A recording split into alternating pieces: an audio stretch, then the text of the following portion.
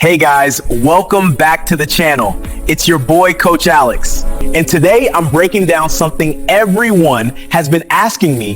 What's the easiest way to make $1,000 in 1 month? Stay with me.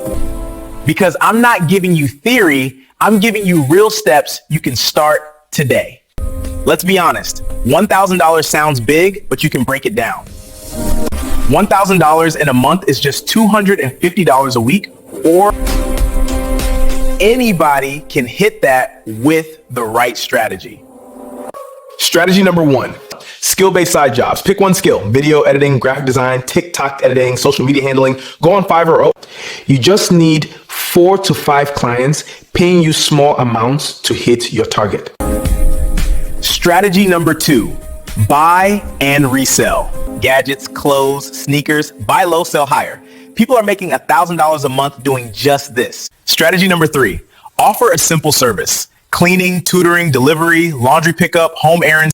You'll be shocked how many people are willing to pay for convenience. And if you want my personal favorite, content creation.